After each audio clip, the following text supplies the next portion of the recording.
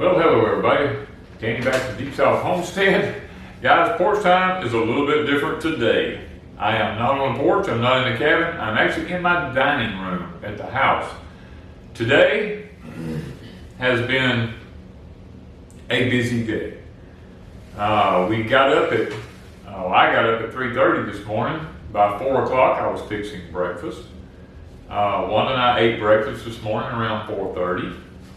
And right at around 5, we left here and went to Pecan Grove. We got to Pecan Grove, we picked 4 or 5 gallon bucketfuls. We slip shucked some Danny corn. And then we got on the tractor and I bush hogged down everything that we picked, which there's still a ton to go. But we have to do this because of the heat. We got there right after daylight, and where we could just see the ground good, and we got it picked, and then I've done the bush hogging, and then I went down to the pond, and I bush hogged around the pond some, because the grass had gotten about waist deep around the pond. Wanda had seen a snake, which we did not get because I did not have a weapon with me. It was in the truck, because on the bush hog I don't like to keep the shotgun with me. And so we got all that done, then we loaded everything up, drove back home, took a bath, left home, drove an hour and a half to see my granddaughter get married today. And at the reception, there was she pulled a joke on me, and she got me back for all those times of, actually, I was teaching her music from years and years ago, because she's a young lady and she had not heard a lot of the old songs that used to be, and I would show her and let her listen to certain lyrics and stuff like that, because she loves music, I love music. Well, when we got there, she let me know that there was going to be a grandfather-granddaughter dance, and I was like, oh, okay, yeah, I'm okay with that. But she says, this one is a prank. Well, and I got to thinking, I said, oh, I always kind of joshed around with her because she's short. I said, oh, you don't play Short People Got No Reason? And she says, oh no, it's not that one. And then I was kind of like, oh, because I showed her so many hundreds of songs. I mean, I couldn't even think of which one it was. But anyway, when it come time for the dance, I got up there and it was Jim Stafford's I Don't Like Spiders and Snakes. And she says, I said, now, how are we going to dance to this one? You know, and she says, well, I don't dance at all. And I said, but I do. And I told her, we started dancing around and had a blast, had a good time, enjoyed it. She got married, beautiful lady, a wonderful guy she married. And we wished them the best on their marriage. And we drove an hour and a half back home, took a little bit of a nap, and now I'm in the dining room today. And what I'm doing is I have to shoot porch time here because I have to kill a lot of birds with one stone, because today's the day I shoot porch time. We picked all this corn and I have to get the shucks off of it, so that I can begin the drying process for the seeds to sell or for our cornmeal. I mean, everything goes through such a long process. Time is of essence to me, and tomorrow, our day is loaded tomorrow. It's 100, look, we showed this on the live stream the other night. We actually showed a picture of our temperature here, what they had up online for our temperature. It was 105. With a 130-degree heat index here. And I told Wanda, I said, I just can't function out in that, no, not at my age. And by 10 or 11 o'clock, we're done. So by the time we get back from out of town, it's like 3:30 in the afternoon. It is screaming hot out there right now. I mean, this is 15 minutes till 6 now. I took a little quick nap and kind of get a little bit of energy built back up. And I went out there a while ago, it's still 102. Temperature, now the temperature is still 102, the heat index is 115. and at this time of the evening, and guys, there's no end in sight. I've looked. It's just, they're talking about the rest of August and even the first week or two into September. These two highs that's over the Atlantic and over western United States or Texas and out there, they're not moving. And it doesn't look like they're going to move. So we've got a lot more of this to endure. And as a result, my home becomes a tool to be used. Now, a lot of people would not dare do in their house what I'm doing. But my house is just a tool to me. It's a nice home. It is a very fancy home. But at the same time, I don't worship my home. You know, I mean, it is a tool. Now, yes, it has to be cleaned up when I'm finished. And it probably won't be finished for weeks. It will be like this. And I'm very grateful for Wanda for being so understanding about the fact that I have to use this dining room for this. As a matter of fact, I want to get up and take the camera and I'm going to kind of show you what I'm talking about, because it's hard to get to grasp the concept of what I'm talking about using your house as a tool without actually seeing what I'm talking about. So I'm going to get up and come to the camera if I don't stumble and fall down here, and I'm going to show you what all we have going on just right here in my dining room, because it's so hot outside. I can't go out there to do what I'm doing in here. So let me get up, get to the camera, and I want to show you a few things here. Now, let me see if I can get this done. Okay, here we go. I got some corn on some drying sticks right here.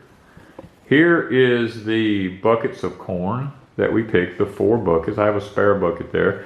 This bucket right over here, that's the ones that I've done shell the corn off of. And it has, you know, little tiny ears on kernels on the top. So that is chicken feed right there. That'll go in the chicken pen, and the chickens will get the corn off of it, and the corn cobs will roll around in the chicken manure. And we will harvest them sometime in the future, once they've absorbed a lot of chicken manure and everything, and we will store them in some feed bags. And when it comes gardening season next year, they will become our nitrogen fertilizing sticks. Yes, you heard that, nitrogen fertilizing sticks, because they will be soaked in chicken manure, which is very high in nitrogen. Down here, we have our cooler baskets. It goes in our walk-in cooler, and I stack the Danny corn in it. I have 2 on the floor, and I have an empty one on top, which will be where I'll start putting these buckets into. And then in this stainless steel container right here, I have hand-shelled Danny corn in there that will go for cornmeal and seeds.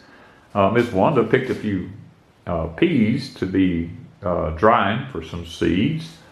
Over here in this bucket, I have some Star of David okra, which I have more to pick. I just haven't done it. Over here, we have Cherokee tan pumpkin seeds drying. In the back here, we have the undesirable ears. These are, when a stalk has like 2 ears on it, there'll be one big beautiful ear, and then the next ear won't be quite as nice. So we shell them, we put them in a separate container here, and those are what we shell off for our chicken feed.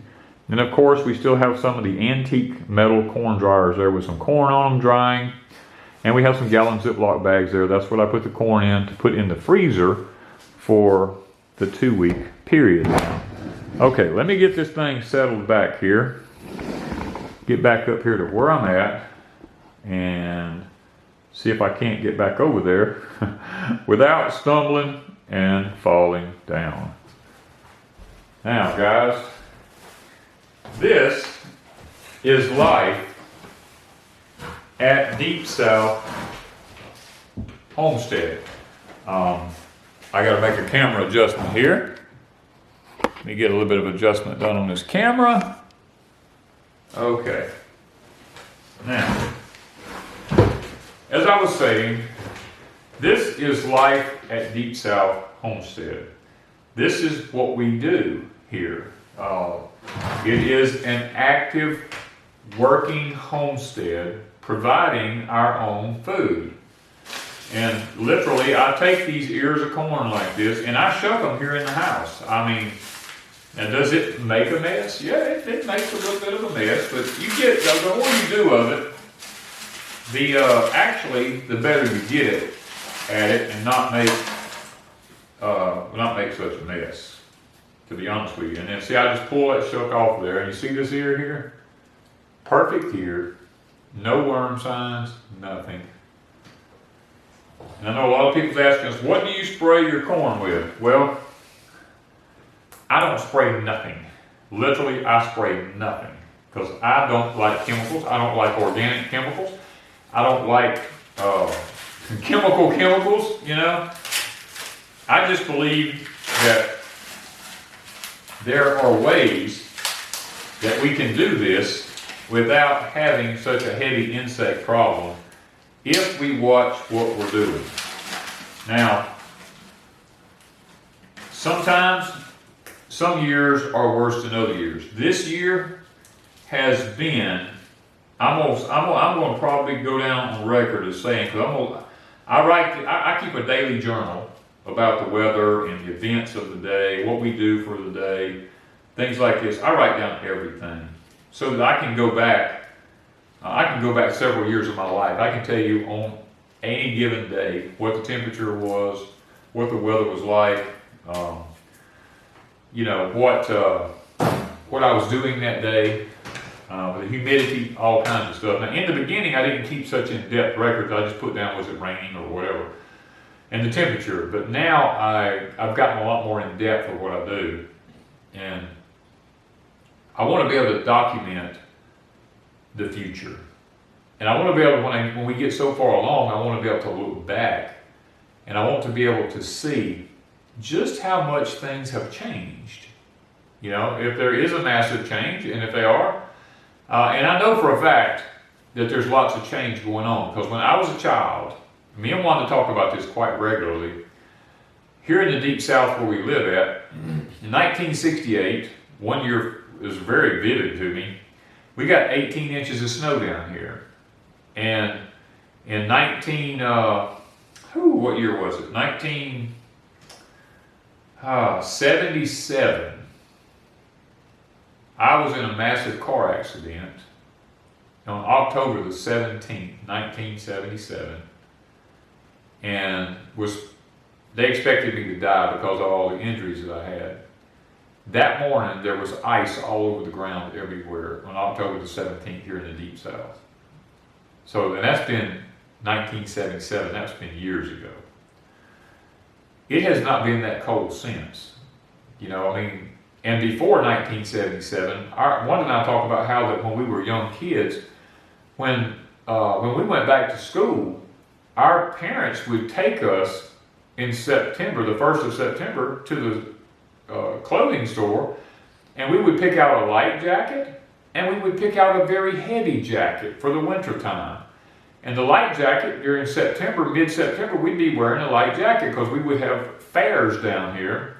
And if you went to the fair at night, you better have a light jacket on because it's going to be cold. And then squirrel season always opened October the 1st in the Deep South here, and there was always usually a frost that morning. My daddy would take me squirrel hunting as a kid, and it would be really, really chilly and cold. Guys, it doesn't do that anymore.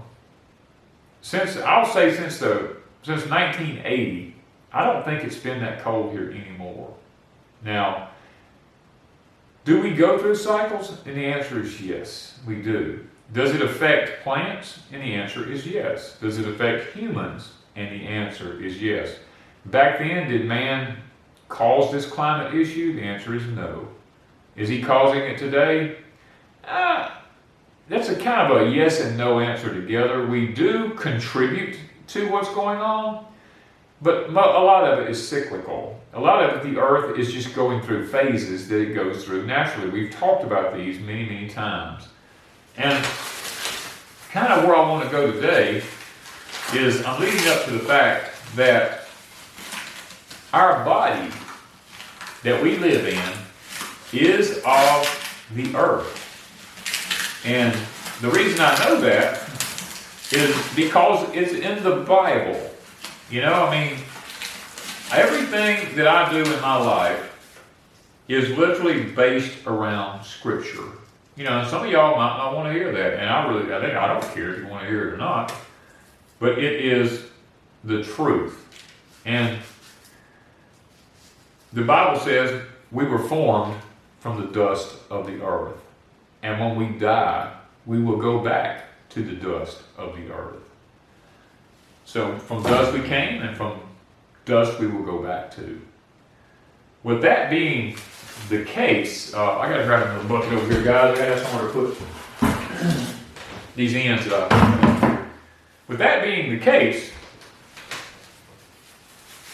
then our bodies is of the earth, because we were formed from the earth, and we go back to the earth. Now, plants and humans have a lot in common when it comes to that.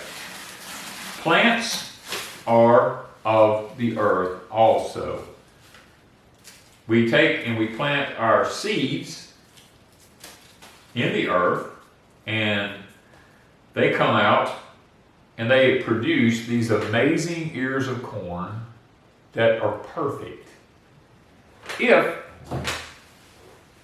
we do it right, if we take care of the nutrition in the soil like we should, and we nurture the soil like we should, then the soil is alive. It's not dead, it is alive. In contrary to what a lot of people believe, I mean, I've done this for going on 50 years now. People go, oh, you can't till the soil. If you till the soil, the microbes in it will die. Well, for 50 years, I've raised amazing gardens, and I've tilled the soil.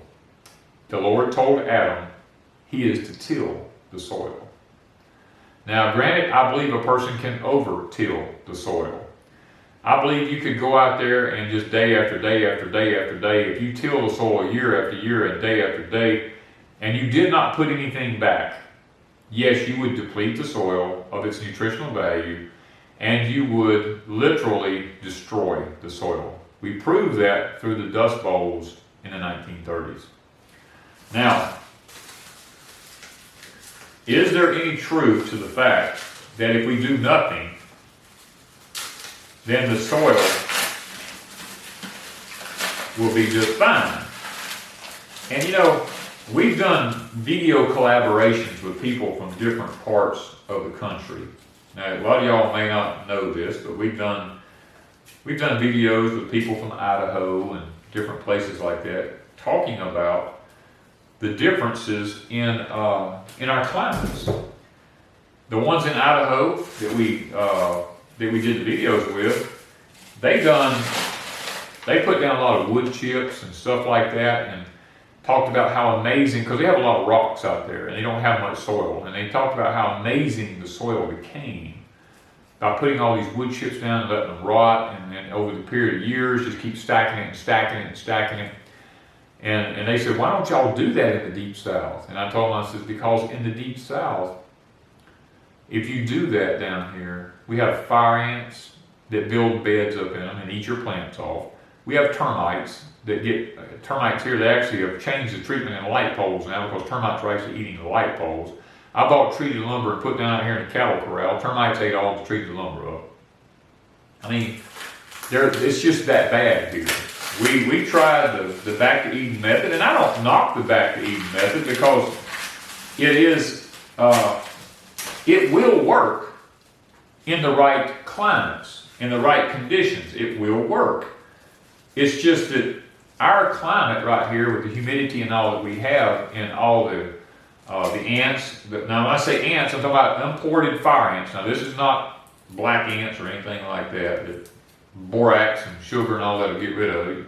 These fire ants are from hell. I'm just going to tell you.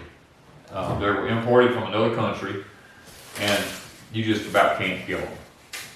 And so these things build up into the soil, and they will actually. We can't do earthworms in the ground. You can't do it here. The fire ants like to eat them up and kill them. If you do a worm bin here and you don't put the legs of it in some sort of containers that have water in them, where fire ants can't climb the legs up, the fire ants will climb up into your worm bins and actually eat your worms and build a bed inside your worm bins. I mean, it's just that bad here. Now, is there places that people are successful in doing the back to Eden in the South? Yes. I'm a very avid permaculturist.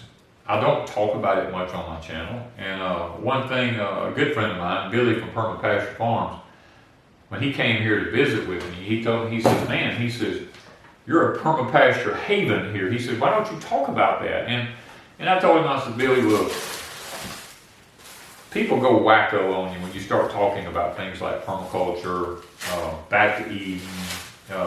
We've done hugelkulture here, and it worked great for about a year or two till the rats figured out that there were logs buried up under the soil, 2 foot deep under a big mound of soil. They started living in them and eating the roots off our plants. It worked fine up until that point, but once that happened, then we had to turn the hugel beds into, some people use the word swales. They're terraces is all they are. And we planted fruit trees on the lower sides of them, and the fruit trees would grow into the hugel mound, and our fruit trees are doing fantastic. So I don't dispute any one system, because if you're in the right climate, microclimate should I say, then they will work, yes. Will wood chips work here? If I was able to bring a load of wood chips out here and have them dump them, which I did one year, they dumped 5 loads of them out here for me. And if I had the time, now you gotta run, I'm in my mid-60s. Time is not in my favor right now. If I had the time to let them lay there for 3 or 4 years and literally just rot down and the termites eat them and everything, and they just go away, so it's just a mound of just black, good stuff, then I could use it. But I can't take those green wood chips when they first chip them and put them into a garden, because the termites would destroy it. We tried it. They heat the ground up really warm. It's great for that in the wintertime because you warm the soil up real quick. But the fire ants here realize that also. And they come and they live in them. And they eat your little green plants off. And if you put seeds in it, they eat the seeds in it. So, where is all this? You're asking the question probably already. Now, where am I going with all this? Well, the thing about it is, our bodies are organic. They're not synthetic. They're not designed, and we've talked about this before on Porch Time, how that our bodies are not, they're not designed for synthetic stuff. That's why I almost refuse to take any type of medication or anything like that. Not to say that I won't ever have to, but at times, it's necessary. I understand that. I'm not disputing that.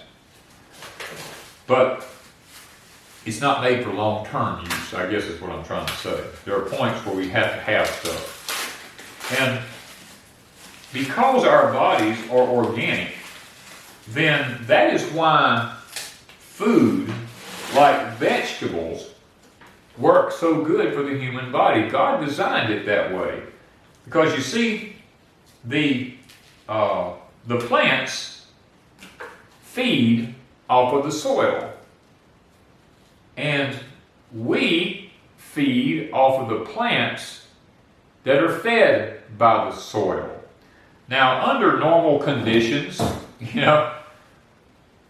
animals die, all types of creatures die, and when they decompose, like in my garden over at Pecan Grove, I've shot 4 raccoons in that garden. I don't pick them up, I just leave them laying in the cornfield. And I let them decompose there. Because they go back to the soil, and they put matter back into the soil. Now some of the corn stalks we chop down and we feed to the cows. Some of the corn stalks I run over them with a tractor and I bush hog them and beat them up into little bitty pieces. And then when the harvesting is over, I will go in with a turn plow and I will lime the field really good. I'll probably put a ton of lime on an acre. And I will take my turn plow and I will turn all that under this fall. And I will let it set all winter. And all that organic matter from those corn stalks will be put back into the soil. The lime that I put in there will raise the pH up, which will cause the microbes that's in the soil, which will be undisturbed most of the winter, to come back, and they will literally eat up all those corn stalks that's in the soil, the earthworms that's there, because there's plenty of them. We see them all the time when we're in the garden working. The earthworms will literally come back and they will eat up everything. And we'll have our worm castings, we will have our microbes in the soil, and guys, we have our carbons that we put back into the soil, we have our nitrogens that we put back into the soil. And next spring, we'll go in, and the ground is usually pretty mellow after it's laid there all winter. It's usually real mellow. And I may have to run over it one time and lightly till it, and then we'll bed it up with whatever fertilizer we're using. Now, this fall, I will say this, in the fall, lots of times, I go ahead and I put my blood meal and my bone meal out in the fall, because it takes 4 months for organic fertilizer to work. Now, when you first put it down, you'll get about 8% use out of organic fertilizer when you put it down originally. That's all you're going to get out of it up front, is about 8%. That is not enough to grow a plant. Now, your plants will grow, but I'm talking about a plant that's nutritionally healthy and thriving. It takes about a 4-month period for the rest of that to break down to where a plant can actually take it up. Now, because of the chemtrails that have been sprayed, which the government's going to be coming out here pretty soon, they're going to admit to doing this, and they're going to be telling you why they've done it, which I already know, but I have to let them disclose that so I don't get in trouble. But they will be doing some, you'll hear this coming out in the news before long. The aluminum that's in that chemtrails, when it falls to the earth, aluminum changes the pH of the soil unnaturally, and it binds up the phosphorus in the soil so that plants can't take the phosphorus up. Thus, Monsanto and Cargill and different ones have already, it's not or that they have already created aluminum resistant seeds. That should tell you something right there.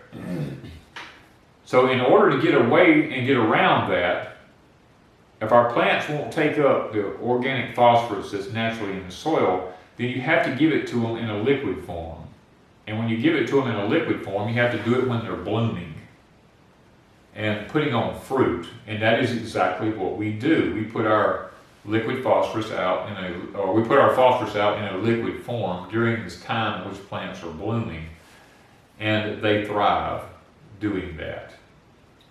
So, if we are of the earth, plants take the neurons and the neutrons in the soil and all the microbes and stuff like this. The plant takes that and it utilizes it. See, plants have cells in their structure much like we do, and the plants, they take in this nutrition through their roots in the soil. And let me say this before I go any further.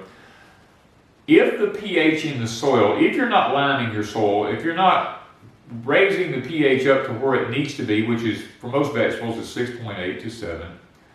Now potatoes and things like that are 5. Now, not sweet potatoes. Sweet potato is not a potato. It's a 2. It is a in the morning glory family. Don't get mistaken with that.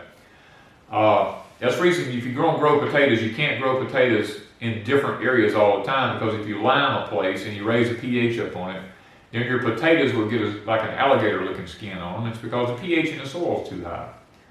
But if your pH in the soil is not where it's supposed to be at, I don't care what kind of fertilizer you put. I don't care how organic it is. I don't care how much liquid fertilizer you put out. I mean, it doesn't matter. If the pH of the soil is not right, the plant will not be healthy. And see, the human body is exactly the same way. Through my cancer research I've done, the body does exactly the same thing. If the pH of the body is not right, which it needs to be around 7, then the body becomes too acidic, and when it becomes acidic, then we all have cancer in our body, believe it or not. We all have those cells in our body. And you have what's called a free maverick cells that begin to go rogue, and they begin to run rampant in the body. And they go uncontained. In other words, they just begin to spread crazy throughout the body if our pH is not where it needs to be at. When you raise your pH back up, those cells cannot mutate.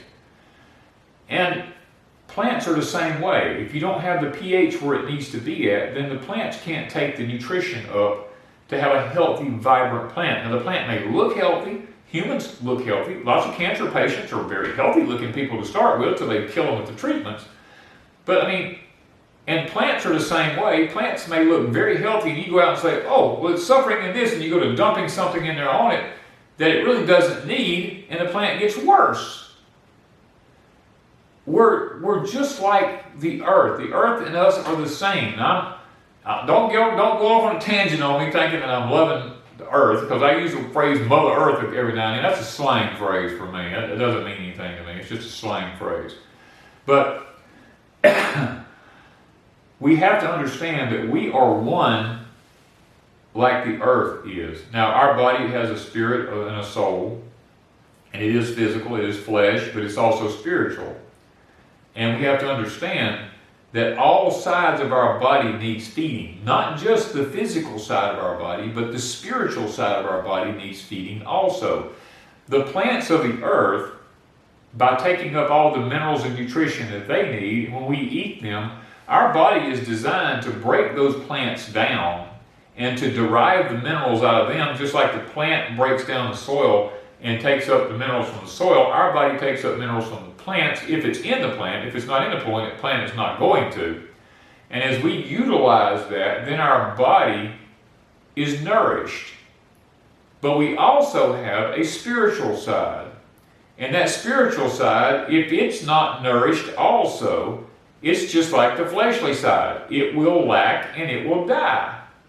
And that's one thing we have to understand. Lots of people, I've heard this phrase so many times, well, I don't feel very spiritual. Well, maybe you haven't been feeding the spiritual side like you have the fleshly side. You know, whichever one you feed the best is the one that will literally overcome the other one. You know, you want to find an equal balance in your system. In the scriptures, Christ said, I learned to eat butter and honey so that I might learn to choose the good and refuse the evil. And that just, all that phrase means is everything has to be in moderation. If you eat too much honey, it'll make you sick. If you eat too much butter, it'll make you sick. Honey within itself is very healthy. Butter within itself, homemade butter within itself, is very healthy for the body.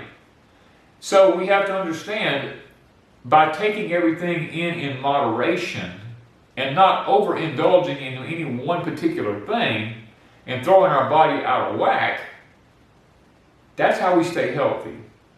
Now, I have probably been as guilty as anybody over the period of years of my life, is running out and just eating wherever I want to, drinking wherever I wanted to, until about 15 years ago when my health broke down. And if I had continued on that path, probably right now I'd probably be where I couldn't do anything. Because when Wanda and I got married, I was in bad shape. And because I've tried to not eat anything out of a grocery store, and only eat what we raise, and only nurture my soil, and try to raise my own animals, and try to do everything as organically and as naturally as we can, then I think that contributes to health. Now, I don't care how healthy you eat, and I don't care how organic you eat. We all have a number of days that God has assigned to us, and we're not going to die before that time. We're not going to, we're not going to live any longer than that day. I mean, you take people like, who was it? George Burns, that used to come on TV. The man smoked every day of his life. He lived to be 100-something years old. You know what I mean? It's just that everyone has an appointed number of days. And David, in the Psalms, he said, Lord, help me to number my days that I might know my end. You know, in other words, help me not to waste any time. Like today, we've had full load today. Now I could go in there and finish taking my nap. I could have slept all evening. But no, I have this corn that needs to be done. I have porch time that needs to be shot. I try not to waste any of my time because there's going to come a day when I'm going to rest, and that day will be when they bury me. I will be at rest, and then I won't work anymore at that time. But until then, Scripture tells me I should work, and that's what I plan on doing. In order for me to do that, my body must be with the soil, like this corn here. This corn here will not only become seeds to sell on our Etsy store, it will become corn flour, it will become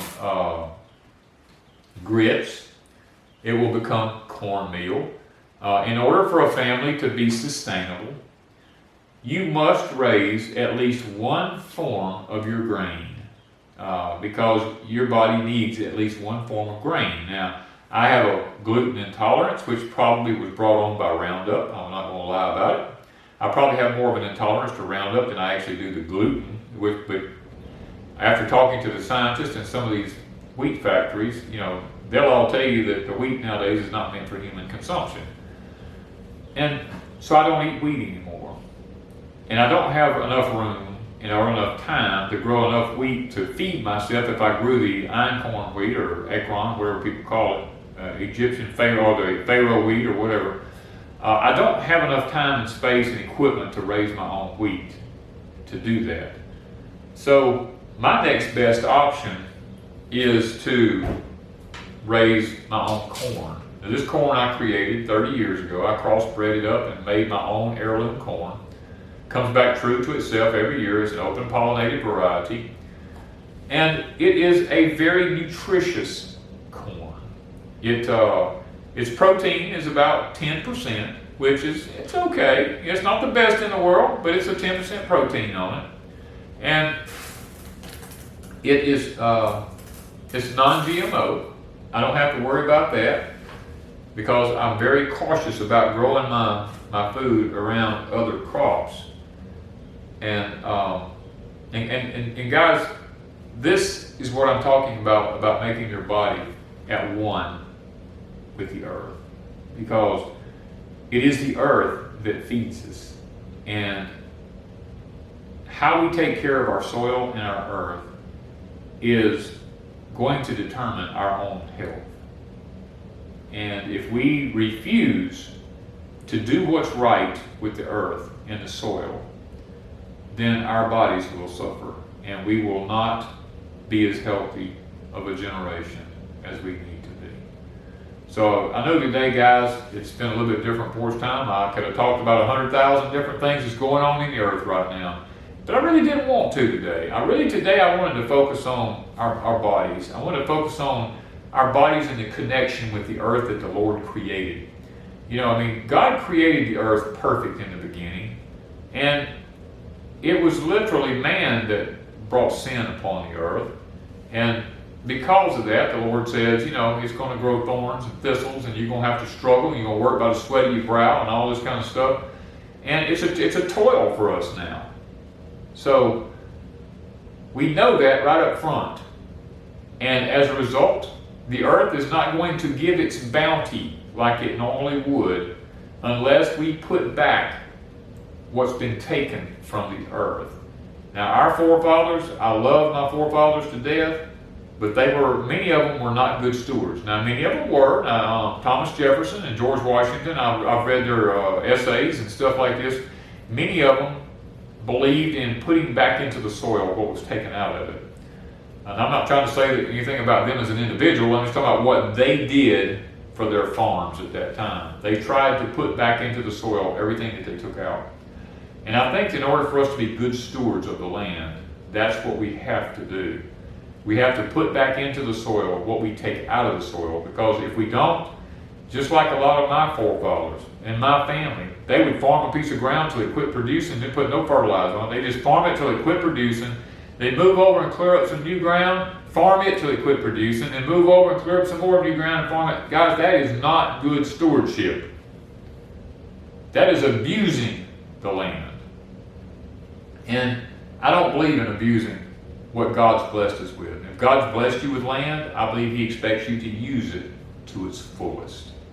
So today, if you don't take anything else away from here, just remember that our body is of the earth. We came from the earth. We were made from the dust of the earth, the scripture says. And when we die, we will go back to the dust of the earth. And because of that, we are of the earth. Now, our spiritual side is not, but our physical side is. And our physical side is what lives here upon this earth, and it is what functions here upon this earth. And however we take care of it here upon this earth will determine how well our spiritual side does. If you feel sickly and weak all the time, your spiritual side lots of times will be weak also. Because anybody who doesn't feel good physically is not going to do good spiritually either. So keep that in mind today. And guys, once again, thank you guys for watching us here. Give us a thumbs up. Subscribe to us. Help us get in the algorithm. We're being shadow banned because we tell a lot of times, we try to tell the truth about everything. They don't want the truth out there. So please work with us and help us to get the word out to everybody that providing our own food and taking care of our bodies, taking care of the earth that God has given us is of utmost importance. Thank you guys from Deepsouth Homestead.